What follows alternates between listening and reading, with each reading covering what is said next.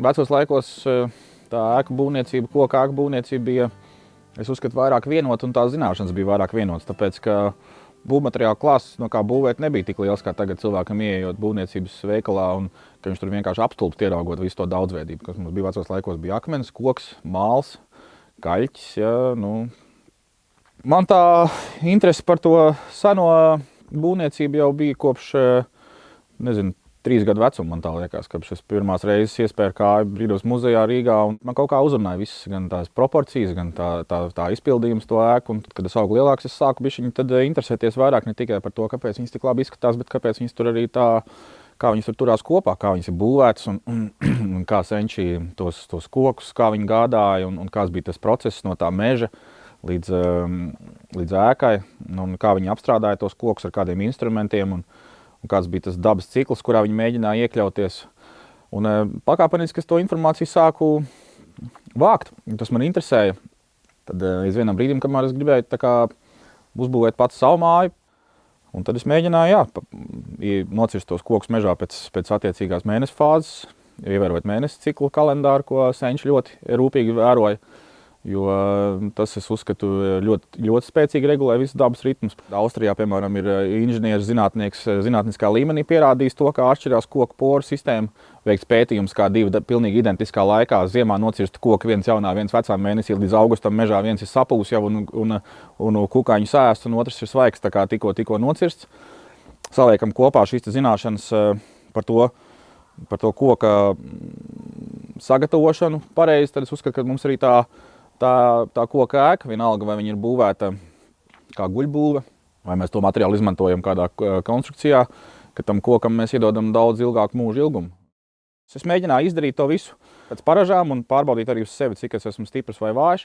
To mēģinot izdarīt maksimāli ar savu fizisko spēku un ar rokas instrumentiem, ar cirvi nocērtot kokus mežā un nomizojot. Tikai kļūda man bija tāda, kad es viņus žāvēju. Un pēc tam mēģināju cirvi aptēst. Pirms es to pirmo reizi darīju, es nezināju, ka tie koki uzreiz mežā ir jāaptēš. Jo tas ir daudz vieglāk gan instrumentiem, gan rokām. Un tās tādas lietas, ko tu pirmo reizi kaut ko darot, tu nevari to visu zināt. Tu vienkārši iet uz to. Un, tagad ir pagājuši kaut kādi 11 gadi, kopš es to māju uzbūvēju. Un, protams, tagad šodienas zināšanām es jau kaut ko citu būtu darījis un tos kokus pat vēl savādāk sagatavojis. Tāda lieta kā koku ievainošana bija ļoti izplatīta pirms koku nociršanas mežā.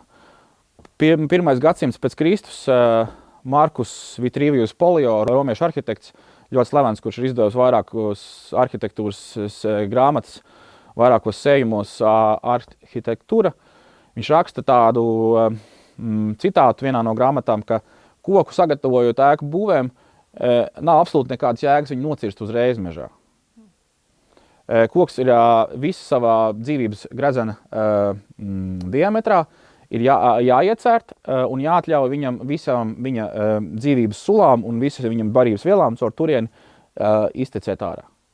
Tas nozīmē, ko? Tas nozīmē, ka viņi piegāja pie koka, izmērīja, cik ir koks pēc diametra liels, attiecīgi pēc tā saprata apmēram, cik liela ir koka kodolkoksne, cik liela ir aplievas koksne.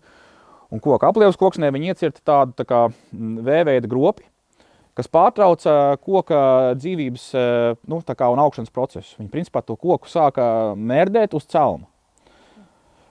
Koks kāpēc bojājās? Tāpēc, ka kokam esošās iekšā barības vielas, visas, kas ir paredzētas viņa augšanai, reaģē ar dažādām sēnēm un ar dažādām baktērijām, kas ir apkārt. Un tāpēc, piemēram, briedis zilē, tāpēc uz priedēm metās virsū tāda balta tā kā sēne. Un tas reaģē uz kokā iekšā esošajiem cukuriem, jo koka galvenā barības viela ir cukuri, kas viņā skrien uz augšu uz leju. Lai no tiem cukuriem tiktu vaļā, viņi tos kokus mežā ievainoja un mērdēja uz celma vismaz 2 gadus. Un tad pēc 2 gadiem viņi to koku cirta nost, un viņi ieguva jau sausāku koku, jau vieglāku, ko viņi varēja pacelt, un kuram visā šajā te aplievas koksnes tajā gredzenā iekšā vairs nebija barība vielas. Tas nozīmē, ka tas koks nereaģēja vairāk, un nevienai vabolē, nevienam insektam viņš neinteresēja, tāpēc, ka viņš jau bija no tajā augšanas procesā vai mērdēšanas procesā, no viņa bija atbrīvojušies. Tā ir tikai viena tehnika. Prieda ražo sveķis, kur sastāvā ir kanifolijas un terpentīns. 70% terpentīns un 30% kanifolijas. Un sveķi ir unikāla konservējoša viela, jo viņa darbojās kā kokam kā tāds rētu dziedinājums. Atsveķotiem kokiem poru sistēma ir pilnībā noslēgta. Viņš sevī absolūti neko neuzņem. Viņš ir tā kā pilnīgi nohermetizēts pret ārējo vidi, pret ūdeni. Viņš iekšā neņem absolūti neko. Tad, lai vizuāli varbūt parādīt to, ko mēs darām un kā tas process notiek, maijā, kad kokam viss tas dzīvības cikls atkal atjaunojās un tā sulu tecēšana notiek, un viņš sāk pastiprināt augt, tad viņam šī te visa mīza un kambijas ļoti viegli nāk nost. Viņu ļoti viegli ir tā kā atmizot, ja sevišķi tādā laikā nocērt koku, viņam to mīzu eglēt pilnīgi var ar rokām viņu noņemt nost. Tajā mājā tu pie tā koka pieeji, šādam mazam kociņam, piemēram, vai arī nedaudz lielāka diametra kokiem, tad mēs to darīt tā, ka uz visām 4 debesu pusēm no koka apakšas sākot iedzem tādas tā kā, apmēram šīm mazām kociņam, es teiktu, kaut kāds 5 cm plats, tādas tā kā rievas.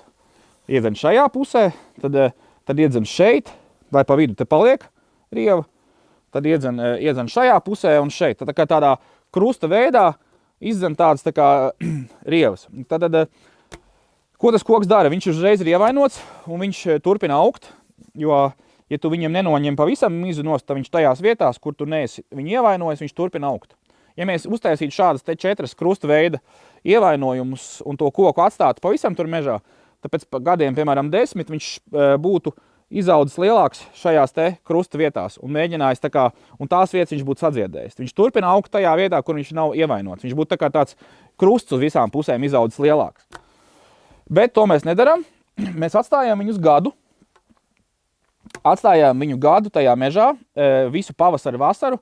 Viņš sevi dziedē, un viņš viss būtu piesveķojies pilns, un pa viņu visur sveķi te būtu noticējuši lejā. Viņš būtu tā kā noraudājies. Nākamajā pavasarī mājā mēs pieiet viņam vēlreiz klāt pie tā koka un noņemt viņam nost vēl 3 tā kā iedaļas. Ja mēs noņemam 4, mums viņš paliek uz 4 iedaļām, 5 cm platām, un tad mēs viņam noņemam nost 3 iedaļas, atstājam tikai uz 1. Tātad, ko viņš dara? Viņš turpina pa to vienu daļu, ko mēs esam atstājuši, viņš no zemes turpina ņemt augšā barības vielu, un viņš var joprojām dzīvot tikai ar to 1 5 cm plato atstāto dzīvības joslu. Atkal mēs gaidām gadu, viņš piesveķo atkal tās 3 vietas, un mēs nākamajā pavasarī, 3. gads, pieejam viņam klāt un noņemam to pēdējo. Ko viņš dara? Viņš aizsveķo sev ciet un mirst tas koks. Viņam vairs nav iespējams, viņš vairs nevar sevi uzkāt dzīves vielas. Viņš visu pēdējo atdod, lai viņš varētu piesveķot vēl to vietu, un viņš pastiprināts saražot šiekurus. Un tā paša gada ziemā, ja mēs mājā to atmizojam, to pēdējo, tas ir 3. gads, to pēdējo rievu, tā paša ziemā, vecā mēnesis pēdējā dienā vai jaunā mēnesis pirmajā dienā, principā tās ir kaut kādas 5 dienas, kad vispārībā mēnesī var cirst kokus. Tad mēs šo te koku nocērtam un atstājam mežā līdz tādam agram pavasarim, lai viņš vēl caur zariem izvelk visu ārā mitrumu maksimāli no sevis. Tātad viņi neatzaro uzreiz. Un viss, tad mēs to koku pēc tam atzarojam, velkam ārā. Ar slīmestu viegli tos noraudājušo sveķi tīri, lai vizuāli viņš izskatītos varbūt tāds smukāks, atmizojam, un mums ir pilnībā noslēgts, hermetizēts koks, kas ar laiku kļūst tik ciets tā kā dzintars. Sākumā pirmos gadus tas sveķis pa to koku tā kā grib saules pusē tā kā nākt ārā un patecēt, bet pakāpeniski viņš polimerizējās. Un to, kas tur ir notecējis, var vienkārši tur ir kaut kāda lāpstiņa pēc tam nokasīt nost. Bet toties tev ir koks, kas ir, es pat nezinu, es neesmu taisījis eksperimentu, cik ilgi viņš ir spējīgs. Bet, 200 gadus es garantēju viņam tiešām. Un tādā veidā arī sagatavoja tieši šos te plēstos jumta, piemēram, dēļus arī no tādiem kokiem. Un es zinu, ka Norvēģijā un Zviedrijā viņi zina, ka tie jumti stāv vismaz 150-200 gadus tādā veidā sagatavot. Jo viņi speciāli tādus kokus ņem tieši restaurātori. Piemēram, reku priedi, pēc zariem es varu pateikt, ka tā ir priedes koks. Kokam ilgstoši esošam mitram, viņš sāk bojāties un pūt. Tad koks tik ilgi, kamēr viņam mitrums netiek klāt, viņš tik ilgi arī kalpo. Bet, ja tam kokam tiek mitrums klāt, tad viņš arī viņā sūcās iekšā. Bet, lai mēs dabūtu tādu koku, kurā mitrums nesūcās, mums viņu vajag atsveķot. Jo sveķis viņi iekonservējas. Un tādā veidā, ja mums šeit, piemēram, būtu blakus kaut kāda atsveķota daļa, tad mēs redzētu skaidri un gaiši, ka tajā daļā nekāds ūdens nav iesūcies iekšā. Bet tajā daļā, kur viņš nav atsveķots, viņš jau lēnām garā sāktu pūst. Un tādā veidā arī viņš šo savu mūžu lēnām izbeidz. Viņš vienkārši šādā veidā ūdenim ziņā sūcoties iekšā lēnām sapūst. Nu, un tad 10-15 gadu laikā tā viss tā koksnes esošās celuloza vienkārši sadalās. Un tādu mēs beigās saucam par sapuvušu koku, kuru mēs labākā gadījumā var izmantot dārzā kā mulču. Nu, tādā veidā arī tās ēkas mums lēnā garā pārvēršās par kaut ko tādu. Ja mēs tam pieejam bez zināšanām, nu, tad mēs īsti par kaut ko tādu nevaram runāt kā par ilgspējīgu koku būvi izskatu.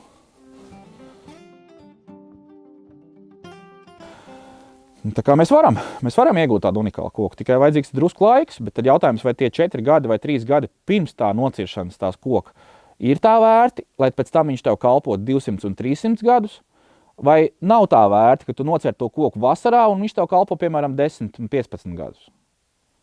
Tad es domāju, ka ja mēs tā pieejam pēc tādas matemātiskas algoritmu tam visam un tādas attiecībām, tad es domāju, ka varbūt kad vērts padomāt par to. Jo tā nav baigā problēma. Es domāju, tu novācās viens bārs ar entuziastiem, ar saskrāpēt tos kokus, tur izdomā, cik tur tādai ēkai vajag.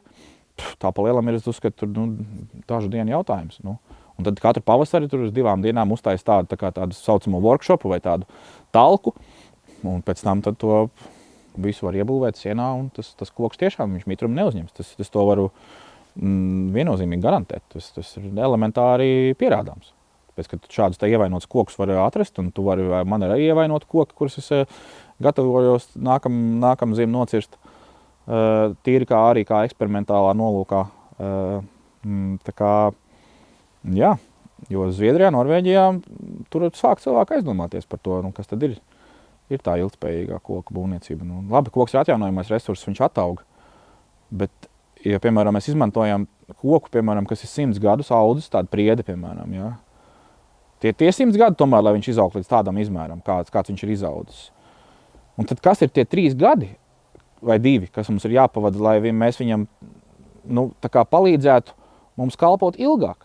Mūsu senči mēģināja būvēt tā, lai tas paliek tā kā uz vairākām paudzēm. Mūsdienās mēs baigi tam nepievēršam uzmanību, jo mēs dzīvojam diezgan strauji. Bērni nedzīvo vairāk kopā pie vecākiem, nepārmanto vecāku mājas ļoti reti, kad tā kā neviens baigi nedomā par to, ka kāda starpība uzbūvēs tā, lai tur mums pietiek. Tā kā es domāju, tā ilgtspējīgā domāšana ir vispārībā zudusi. Jo mēs it kā domājam ilgtspējīgi, bet mēs nerīkojamies.